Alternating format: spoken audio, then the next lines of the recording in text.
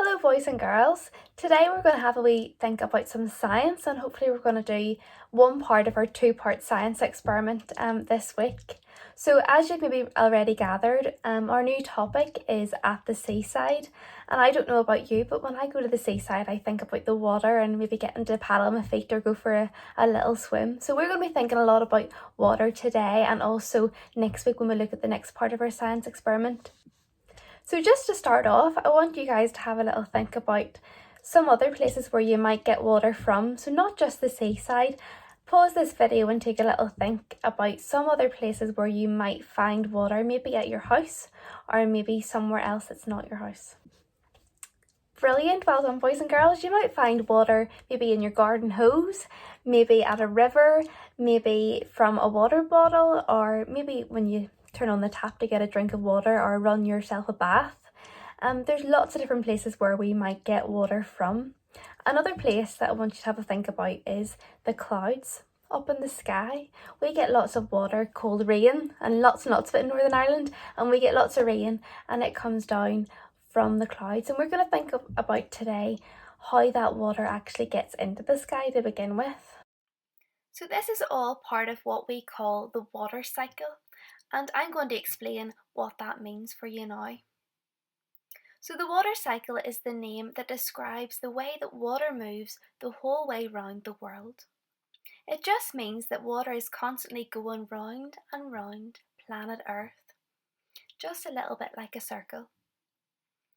So the diagram that you can see, or the little picture that you can see on the screen now, shows that there's lots of clouds and there's lots of water in these clouds. And the water that comes out of these clouds we know is called rain. The rain then falls onto our land and moves into rivers, seas or big water tanks. And when the sun comes out, some of the water that's in our rivers, in our seas or in all the big water tanks actually goes back up to the clouds and into the sky again. And you'll never guess what? The clouds get really full and really heavy, and they then have to let go of all their water. And that's what we know as the water cycle, because the water goes back down onto the ground again, back up to the sky and back down onto the ground again. So the water is constantly moving from the sea to the sky and back to the sea again. So that means that the water that we're drinking every day is actually the same water that has been around the world from the beginning of time. How cool is that? Another interesting fact for you to know about water. So our bodies, there's lots of things in our bodies, but something that makes up a lot of our bodies is actually water. So do you know that 70% of our body is made up of just water? So I want you to think of it like this. Pretend that this water bottle is our bodies, okay? And do you see all the blue water?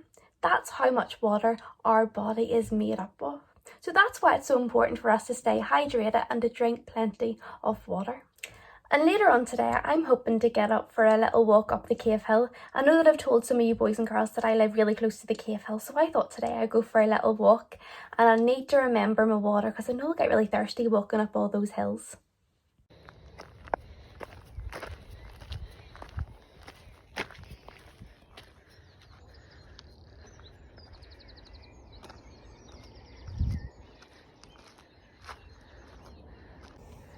So I've just came for a walk up the Kiev hill.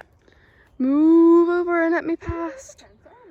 So I still have quite a wee bit to go on my walk, but if you can see behind me, you can see the two yellow cranes, which means if you look really carefully, you'll be able to see roughly where Braniel is. So I'm giving you a big wave over in Braniel. Hello. I really would love a drink of water, but unfortunately my water bottle is empty now.